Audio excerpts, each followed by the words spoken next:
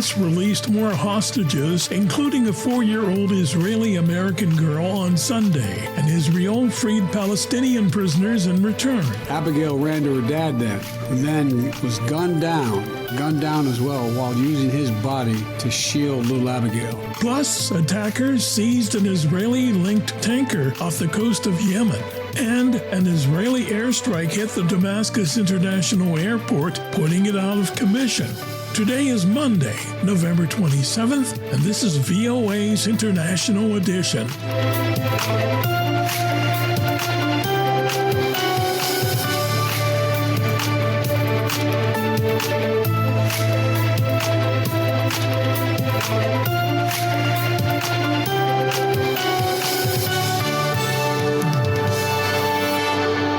Hello, I'm Rick Pantaleo. Hamas released 17 hostages Sunday, and Israel freed 39 Palestinian prisoners in return. Red Cross vehicles were seen leaving Gaza through the Rafah border crossing into Egypt on Sunday evening. The International Committee of the Red Cross confirmed it had successfully facilitated and transferred 17 hostages from Gaza in a post on the social media platform X. It did not provide further details. A 4-year-old Israeli-American girl was freed Sunday as part of the ceasefire between Israel and the militant group Hamas. U.S. President Joe Biden celebrated the child's release as he expressed hope that the ceasefire is extended. VOA's Veronica Balderas Iglesias has the story. Israeli-American toddler Abigail Edan was among 17 hostages that the militant group Hamas released Sunday. U.S. President Joe Biden explained her case during a press briefing. Her mom was killed in front of her when her kibbutz was attacked by Hamas terrorists on October 7th. Abigail ran to her dad who then was gunned down as well, while using his body to shield little Abigail. U.S. President Joe Biden shed light on the diplomatic efforts that have been at play to secure the Hamas-Israel temporary ceasefire. We have been in close contact with the leaders of Qatar, Egypt, and Israel, speaking with each one of them repeatedly over the past few weeks to help secure this deal. The proof that this is working and worth pursuing further is in every smile and every grateful tear we see on the faces of those families who are finally getting back together again. The road to recovery could be long, though, said White House National Security Advisor Jake Sullivan on ABC's This Week show. Physically, many of them are doing okay. Emotionally and psychologically, this is going to take a long time to recover from. And Israel and other countries have mobilized substantial resources to be able to deal with that trauma as we go forward. As part of the truce, dozens of Palestinian prisoners have also been freed. And fuel and humanitarian aid has been entering Gaza, but it's unclear if the ceasefire will hold or be extended. Republican Representative Mike Turner appeared on NBC's Meet the Press. When this ceasefire period ends, as Netanyahu has said, the conflict will continue. And that conflict will continue, as Israel has stated, until Hamas is removed. There are hopes, however, that a permanent solution to the Israel-Hamas conflict can be eventually reached. Democratic Representative Ro Khanna was interviewed on ABC. Until there is an independent Palestinian state, there is not going to be peace or security in that region. From the Vatican, Pope Francis also underscored the importance of dialogue to resolve the conflict and celebrated the latest release of hostages. Veronica Balderas Iglesias, VOA News, Washington. Syrian state media said an Israeli airstrike hit the international airport in the nation's capital, Damascus, putting the airport out of commission. Sana, citing an unnamed military official, said Sunday that Israel fired missiles from the direction of the Golan Heights, striking Damascus International Airport and other areas in the Damascus countryside, causing material damage. There was no mention of casualties. Israel has carried out hundreds of strikes on targets inside government-controlled parts of war-torn Syria in recent years. Attackers have seized and later let go a tanker linked to Israel off the coast of Yemen. The attackers seized the Liberian-flagged Central Park managed by Zodiac Maritime in the Gulf of Aden. Yemen's internationally recognized government blamed the Iranian-backed Houthi rebels for the attack, which followed at least 2 other recent maritime attacks linked to the Israel-Hamas war. Early Monday morning, Zodiac said the vessel carrying phosphoric acid and its crew of 22 sailors from multiple nations were unharmed. The Houthis did not acknowledge the attack.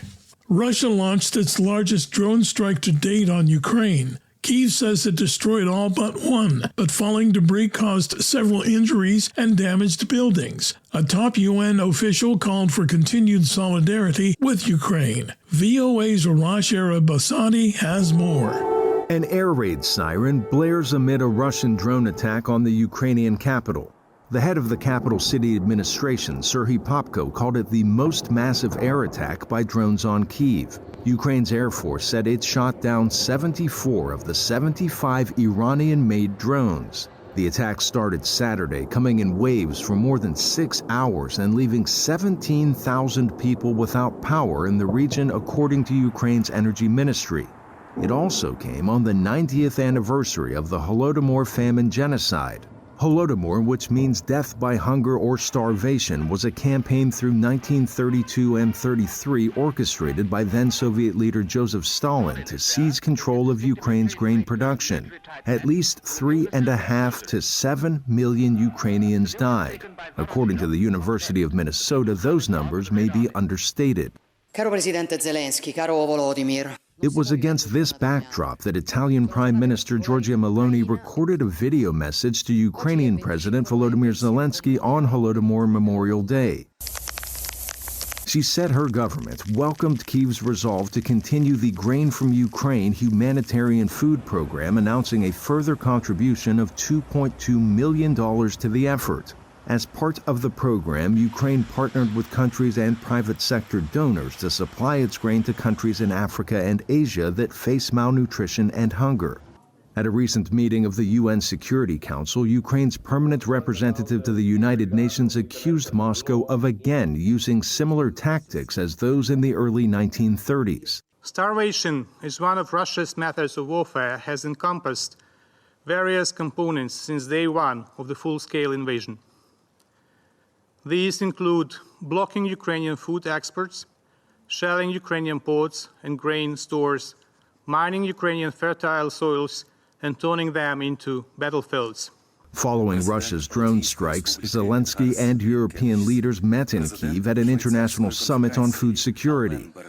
He said foreign partners would supply Ukraine with vessels to accompany and secure convoys of cargo ships from Ukraine's ports.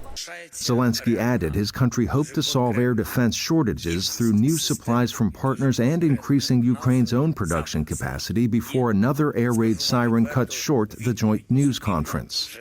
At least 5 civilians in Kyiv were wounded in Russia's assault on the capital, with several buildings damaged from falling debris, including a kindergarten. Those injured include an 11-year-old child, according to Mayor Vitaly Klitschko. Arash Arabasadi, VOA News. Government officials said Indian rescuers began drilling vertically Sunday from the top of a mountain under which 41 workers became trapped 2 weeks ago while working on a highway tunnel in the Himalayas. Syed Ada Hasnain, a member of India's National Disaster Management Authority, says, at the moment, 15 meters of vertical drilling has been done, and we've got 86 meters more to go. Rescuers had hoped to finish the drilling late Thursday, but had to suspend the operation after the platform on which the machine was placed was damaged. We're following these other stories from around the world. Heavy snowfall and strong blizzards in Romania and Moldova on Sunday left 1 person dead and hundreds of localities without electricity, as well as forcing the closure of some national roads. The top diplomats from South Korea, Japan, and China have agreed to revive cooperation among the Asian neighbors and resume their leaders' trilateral summit. A cargo ship sank off the Greek island of Lesbos in stormy seas early Sunday. Of 14 crew members aboard, 12 were missing, 1 was found dead, and 1 was rescued. And a suicide bomber struck a Pakistani military convoy in a volatile northwestern region Sunday, injuring at least 11 soldiers. VOA's International Edition continues. I'm Rick Pantaleo. Authorities in the southwest U.S. state of Arizona are canceling land leases that are being used to grow alfalfa for livestock raised in Saudi Arabia. From Vicksburg, Arizona, Levi Stallings reports on a dispute over groundwater. This alfalfa in western Arizona's Butler Valley was planted as food for dairy cows in Saudi Arabia. But it may never reach the kingdom because state officials are canceling the contract over what they say are a range of citations for failing to comply with the terms of the lease. Growing alfalfa in Saudi Arabia is restricted due to water conservation measures in the mostly arid country, so the Fondamonte subsidiary of a Saudi dairy company bought this land near the town of Vicksburg, and it has been using non-renewable groundwater to grow feed for the Middle Eastern country's livestock. Last month, Arizona Governor Katie Hobbs said it was unacceptable that Fondamonte was pumping unchecked amounts of groundwater out of the state. She terminated one of the company's leases and said 3 others would not be renewed. Arizona limits groundwater use in urban areas such as Phoenix, but not in rural areas that make up nearly 80% of the state. Sarah Porter directs the Kyle Center for Water Policy at Arizona State University.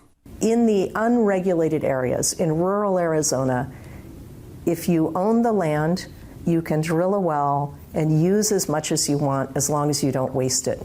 State officials say Fondamonte has repeatedly violated lease terms, including failing to reinforce fuel containers. In a statement to VOA, the company said it would appeal the governor's decision and continue to work with the state to demonstrate its compliance with the current lease requirements. Large-scale agriculture is a big part of Arizona's landscape. In neighboring Mojave County, corporate agriculture uses nearly 70% of the groundwater, says Board of Supervisors Chairman Travis Lingenfelter. We have historical ranching families, multi-generational ranching families that have huge head of cattle. They're not going to use anywhere close to the amount of water that some of these large corporate farms from international or out of state are using. But canceling the Saudi leases may not substantially change groundwater use here in the Butler Valley. Then there will have to be a plan for what to do with that piece of land, and it very likely could remain in agriculture, using up groundwater under the lands just as the current tenant is doing. The Arizona State Land Department says it is conducting a study on how to best use the land once Fondamonte's lease expires. And I don't think it feels any different for the people whose wells are imperiled that it's a U.S. company than it would if it were a Saudi company. It's really the absence of regulation of groundwater that's the issue here. In a statement to VOA, Fondamonte said that it aimed to be a good steward of the state's limited water resources, investing significantly to conserve water wherever possible, and that it would continue to work with Arizona officials on groundwater issues.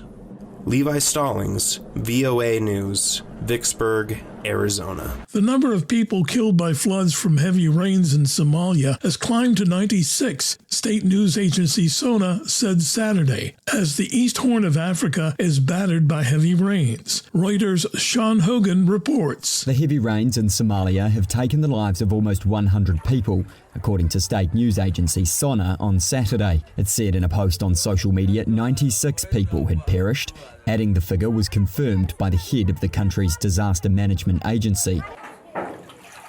The constant downpours are putting fear into the country's residents, like Hawa Ali Ahmadin. These floods are double compared to the previous ones.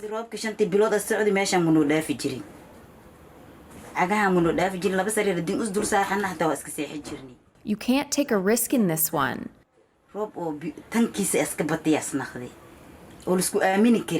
When it's raining, we sit outside under a tent until the rain slows down. We only come in the house when the rain slows down so that we can cook for the children.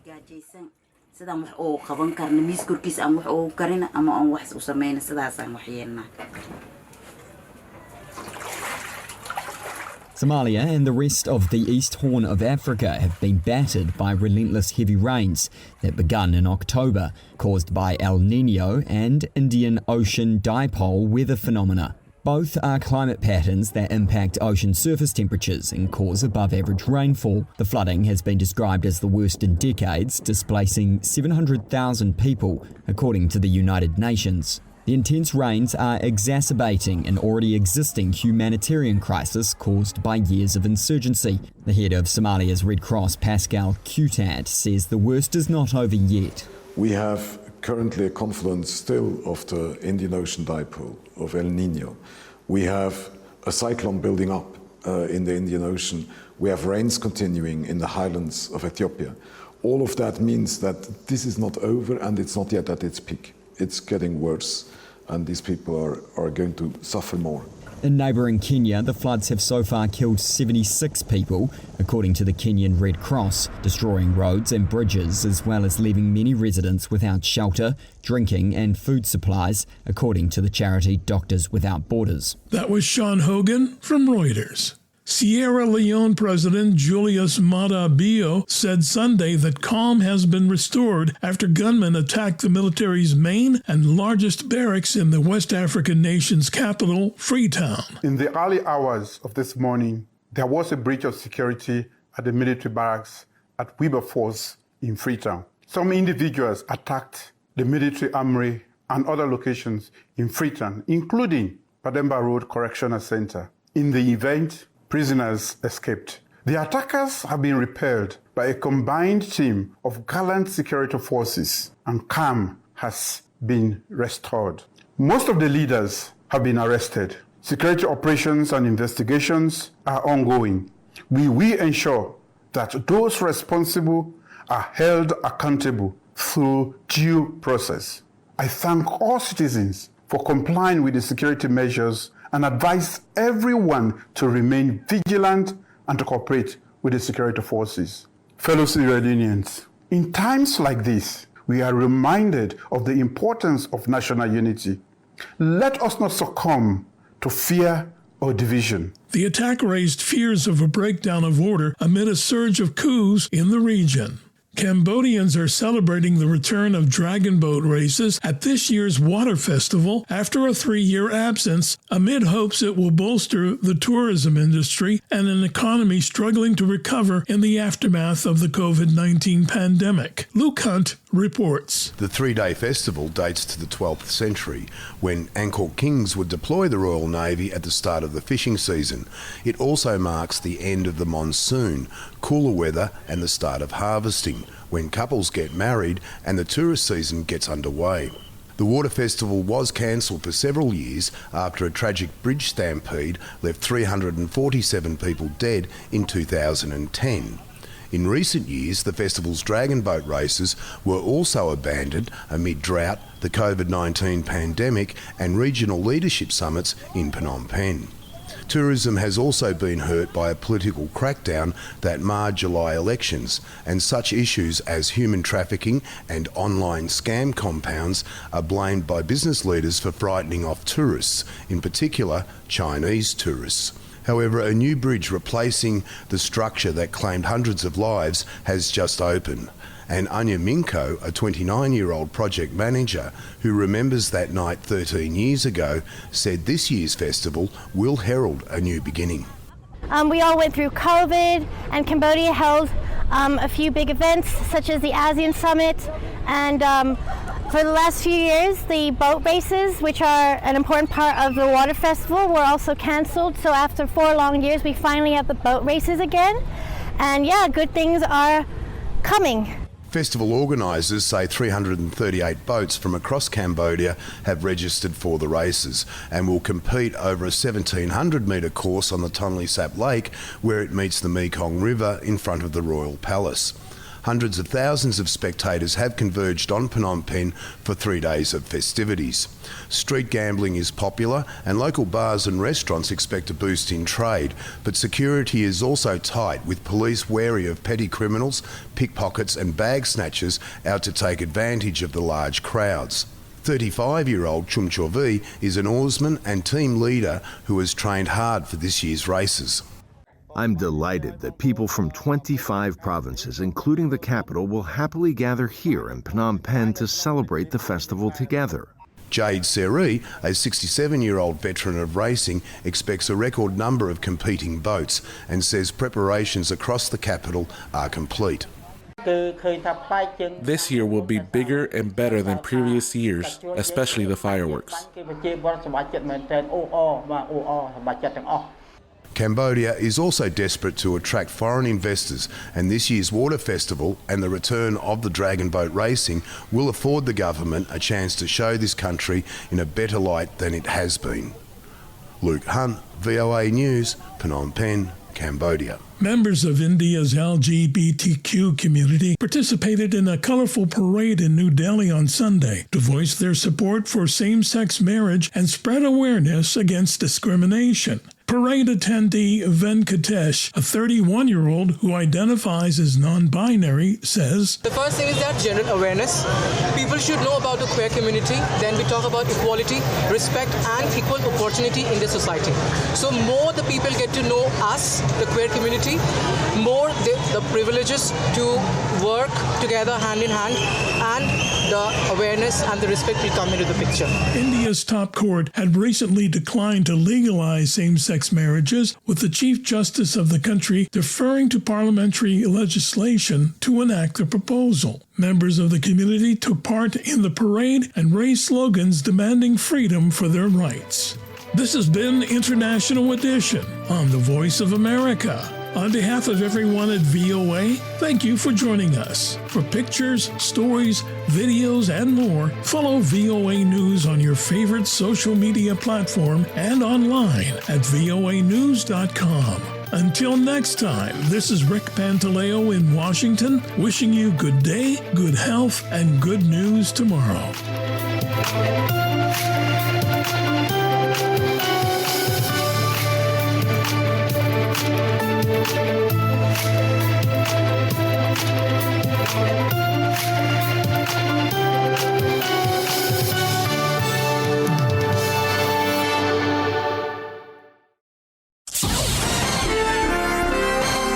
Next, an editorial reflecting the views of the United States government. The United States is committed to an open, dynamic, resilient, and peaceful Asia-Pacific community that enhances the prosperity of its people and future generations, declared Secretary of State Antony Blinken at the recent APEC ministerial meeting in San Francisco. The United States believes in that vision, a region where economies are free to choose their own path and their own partners, where problems are dealt with openly, where rules are reached transparently and applied fairly, where goods, ideas, people flow lawfully and freely. We have made real progress toward that more prosperous future, noted Secretary Blinken. Since the creation of APEC 3 decades ago, GDP in the region has increased from $19 trillion to $52.8 trillion. Per capita income has grown roughly fourfold, lifting millions of people out of poverty. APEC's 21 member economies now represent 40% of the world's population. They generate half of global trade and produce 60% of the world's goods and services. The United States is emphasizing 3 priorities for APEC in the days ahead, said Secretary Blinken. The first is interconnectedness. We're working to build greater supply chain resilience, to invest in the high-quality, sustainable infrastructure that connects us and lays the foundation for broad-based growth. The second priority is innovation, said Secretary Blinken. Taking advantage of APEC's role as an incubator of ideas, we're working to advance new solutions to some of the toughest challenges facing the region and facing the world, from facilitating a just energy transition to shaping a digital economy that lifts up workers and businesses. Third, said Secretary Blinken, we're strengthening inclusivity and unleashing our people's untapped potential. Whether that's creating more opportunities for women in STEM, giving indigenous entrepreneurs greater access to capital, or exploring low Earth satellite systems to expand connectivity to remote and rural areas.